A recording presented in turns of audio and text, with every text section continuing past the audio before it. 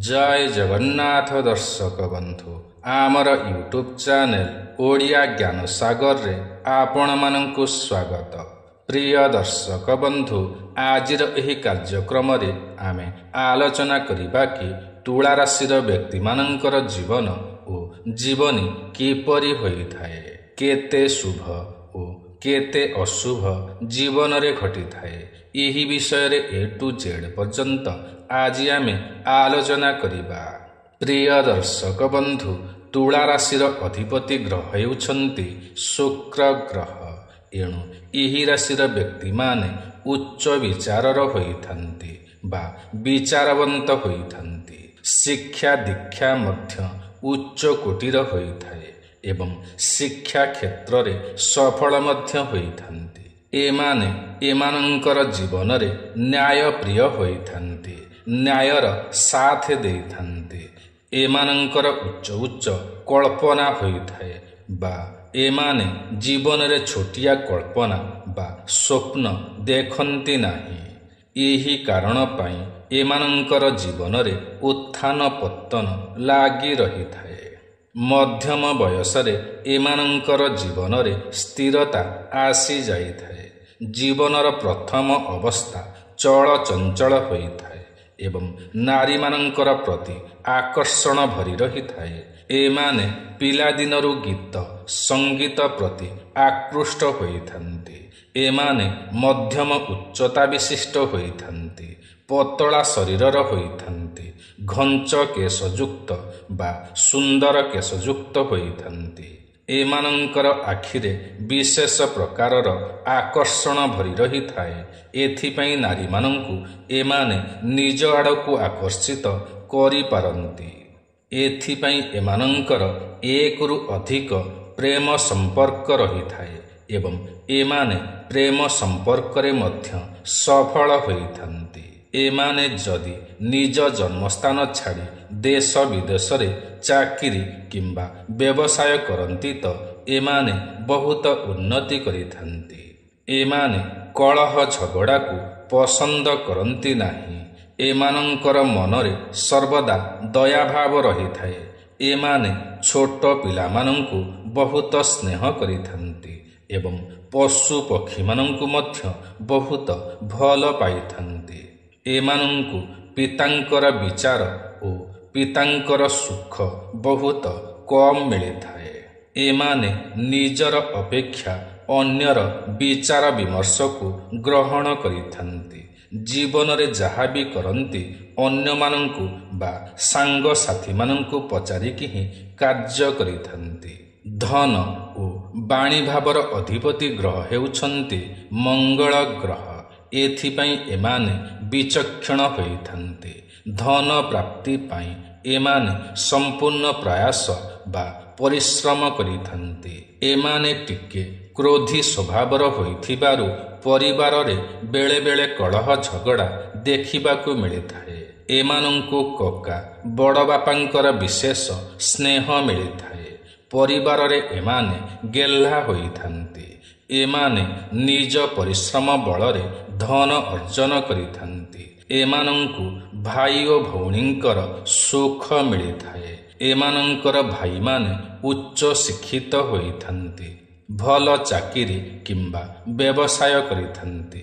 किंतु एमाने निज शिक्षागत योग्यता अनुसारे बा निजर इच्छा अनुसारे चाकिरी व्यवसाय करिथान्ति।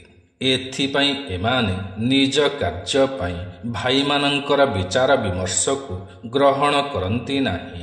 एमाने निज परिवारर समस्त सदस्य मानंकु यथा संभव साहाय्य ओ सहयोग करिथान्ति।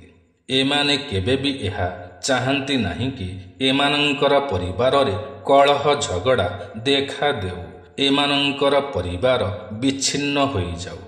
किंतु एमाने निज परिवार को जेतिकी भल पाइथान्ति सेतिकी भल पाइबा एमानंकु निज परिवार ठारू मिली न थाए।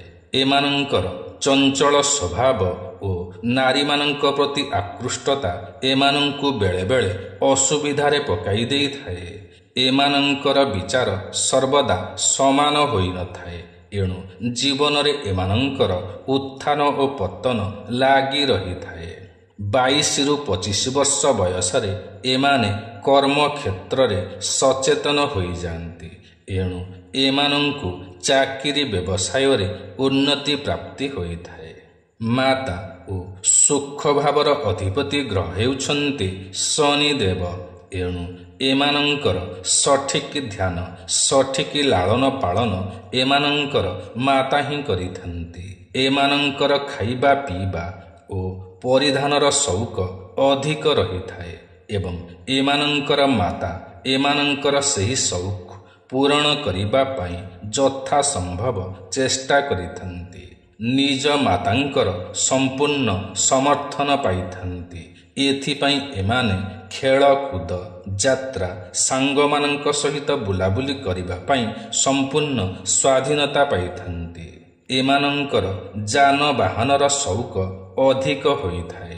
ଏଥିପାଇଁ ଏମାନେ ଖୁବ୍ ଶୀଘ୍ର ବାହନ ବା ଗାଡ଼ି ଶିଖି ଯାଇଥାନ୍ତି ଏବଂ ଦ୍ରୁତ ଗତିରେ ଗାଡ଼ି ଚଳାଇଥାନ୍ତି। ଏମାନେ ଭଲ ଓ ସୁନ୍ଦର ଭାଷଣ ଦେଇଥାନ୍ତି।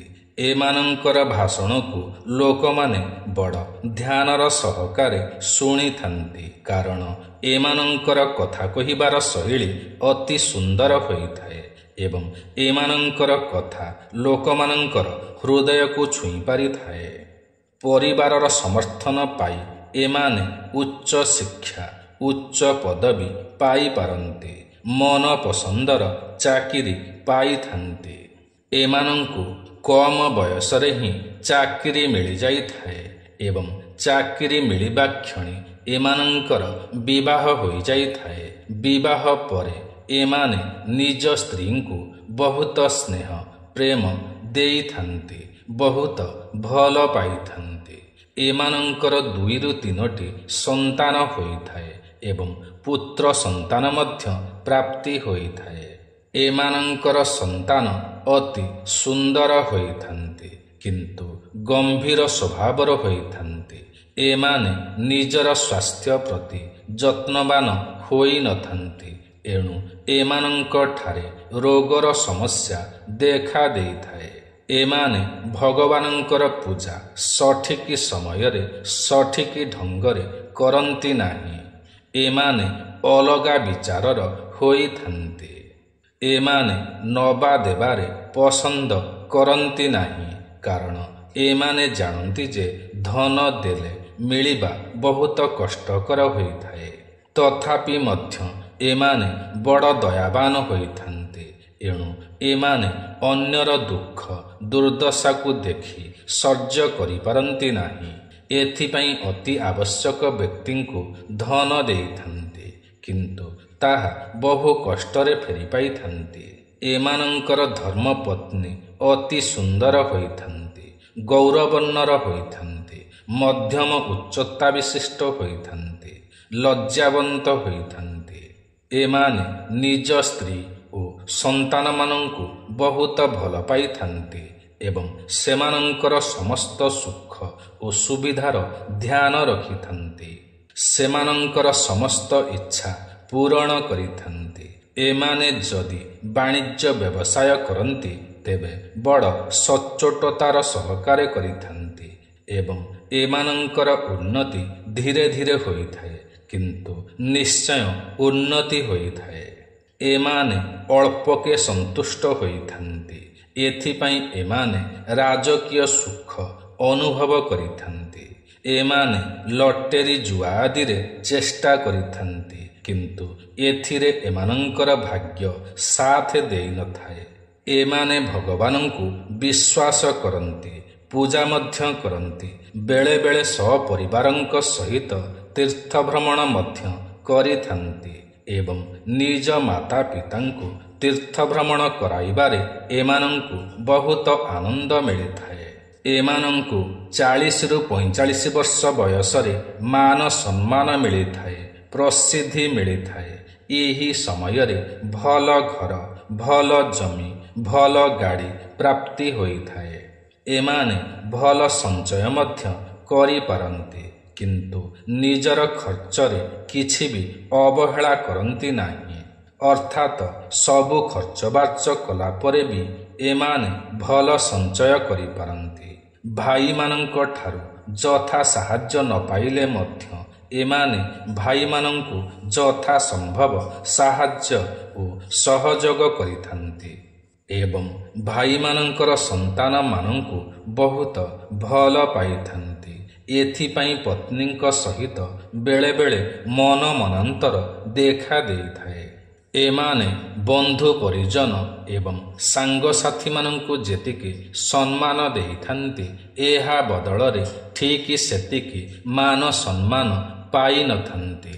ଏମାନେ ଭଲ ରାଜନୀତି କରିପାରନ୍ତି ଏବଂ ରାଜନୀତିରେ ଭଲ ପରିଚୟ ପାଇପାରନ୍ତି। ଏଥିପାଇଁ ଯଦି ଏମାନେ ରାଜନୀତି କ୍ଷେତ୍ରରେ ଯାଆନ୍ତି ତ ବହୁତ ସଫଳତା ମଧ୍ୟ ପାଇଥାନ୍ତି। ଏମାନେ ହଷ୍ଟେଲ, ଖାଦ୍ୟ, କପଡ଼ା, ପନିପରିବା, ଫଳମୂଳ, ଖାଦ୍ୟ ସାମଗ୍ରୀ ବ୍ୟବସାୟରେ ଭଲ ଉନ୍ନତି କରିପାରନ୍ତି। ଭଲ ବ୍ୟବସାୟୀ ମଧ୍ୟ ହୋଇପାରନ୍ତି। ବେଳେବେଳେ ଧନକୁ ନେଇ ଏମାନେ ଗର୍ବ କରିଥାନ୍ତି। ଏଣୁ ଲୋକମାନେ ଏମାନଙ୍କୁ ଗର୍ବୀ, ଅହଙ୍କାରୀ ବୋଲି ମାନିଥାନ୍ତି। ଏମାନଙ୍କ ପାଇଁ ଶୁଭ ରତ୍ନ ହେଉଛି ହୀରା ବା କପର। ଶୁଭ ଦିନ ହେଉଛି ଶୁକ୍ରବାର। ଶୁଭ ଅଙ୍କ ହେଉଛି 6। ଶୁକ୍ରବାର ଦିନ କୌଣସି କାର୍ଯ୍ୟ ଆରମ୍ଭ କଲେ ବହୁତ ସଫଳତା ମିଳିଥାଏ। ଛୋଟ ଛୋଟ ଶିଶୁ କନ୍ୟାମାନଙ୍କୁ ଶୁକ୍ରବାର ଦିନ କ୍ଷୀରି ଖାଇବାକୁ ଦେଲେ ଏମାନଙ୍କର କାର୍ଯ୍ୟ ସିଦ୍ଧି ହୋଇଥାଏ। ତେବେ ପ୍ରିୟ ଦର୍ଶକ ବନ୍ଧୁ, ଆଜିର ଏହି କାର୍ଯ୍ୟକ୍ରମଟି ଆପଣଙ୍କୁ କିପରି ଲାଗିଲା ନିଶ୍ଚୟ କମେଣ୍ଟ କରି ଜଣାଇବେ। ଯଦି ଆଜିର ଏହି କାର୍ଯ୍ୟକ୍ରମଟି ଆପଣଙ୍କୁ ପସନ୍ଦ ଆସିଥାଏ ତେବେ ଗୋଟିଏ ଲାଇକ୍ ନିଶ୍ଚୟ କରିବେ।